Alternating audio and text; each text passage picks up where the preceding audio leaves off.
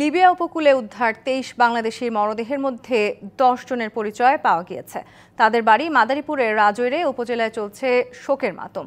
এই ঘটনায় জড়িত দালালদের দৃষ্টান্তমূলক শাস্তির দাবি জানিয়েছেন স্বজন ও এলাকাবাসী। পুলিশ বলছে এই ব্যাপারে নেওয়া হবে আইনগত ব্যবস্থা। মরদেহ দেশে ফিরিয়ে আনতে প্রয়োজনীয় পদক্ষেপ নেওয়ার কথা জানিয়েছে জেলা প্রশাসন। পরিবারের ভার নিতে প্রিয় স্বজন পাড়ি দেয় বিদেশে। ১ মাস পর খবর মিলল বেঁচে নেই তিনি। ১ জানুয়ারি ইতালির উদ্দেশ্যে বাড়ি ছাড়েন মাদারীপুরের রাজৈর পৌরসভার পশ্চিম সরমঙ্গল গ্রামের চাবিক্রেতা হাসান হাওলাদারের ছেলে টিটু হাওলাদার। সঙ্গে ছিলেন মামা আবুল বাশার আকনু। গেল ২৪ জানুয়ারি লিবিয়া থেকে ইঞ্জিন চালিত নৌকায় ইতালির উদ্দেশ্যে যাত্রা করেন তারা। মাঝপথে ভূমধ্যসাগরে নৌকা ডুবিতে প্রাণ যায় মামা ভাগ্নের। কি আপনি যদি দিতে তো পারি নাই, টাকা দিতে পারবো না, তো আপনি পানির পথ দিয়ে আহেন, আমরা পার করে দিন। মনির আলাদা ওই মনিরে দৌড়কে আজকে পার করতে গেছে, আমার বাইরে পার করতে যাইয়া আমার বাইরে আড়াই হেলাইছি। দোনোজনে এক বডি ছিল।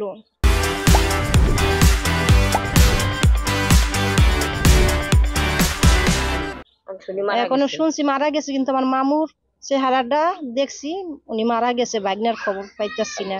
লাশ চাই, আমার ছেলে লাশ চাই। এই টাকা পয়সা নিয়ে কইছে একটা কথা।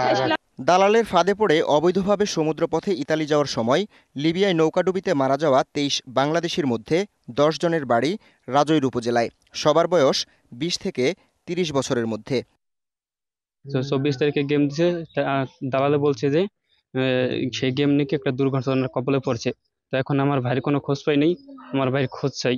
আমরা কি সব আমাকে বুকের দান বইকে ফিরিয়ে দে। ভিটেমাটি বিক্রি করার পাশাপাশি চড়া সুদে টাকা দিয়েছিলেন দালালকে। এ ঘটনায় হোতা রাজৈরের হরিদাসদি গ্রামের স্বপন মাতুব্বর, মজুমদারকান্দি গ্রামের মনির হাওলাদার ও ফরিদপুরের ভাঙ্গা উপজেলার আলীপুরের রফিক।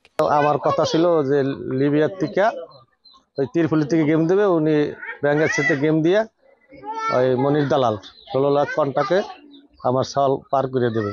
পার করতে যাইয়া আমার বাইরে আড়াই হেলাইছি। আমার ভাই রাখার কথা নেই, আমার ভাই একটা কথা কয় না, আমার ভাই কথা কয় না। আইনি ব্যবস্থা নেয়ার পাশাপাশি মরদেহ ফিরিয়ে আনতে ব্যবস্থা নেয়ার আশ্বাস দিয়েছে প্রশাসন। এখানে ৮-১০ জনের তথ্য আমরা পেয়েছি যারা কিনা লিবিয়া দালালদের মাধ্যমে খপ্পরে পড়ে মারা গেছে।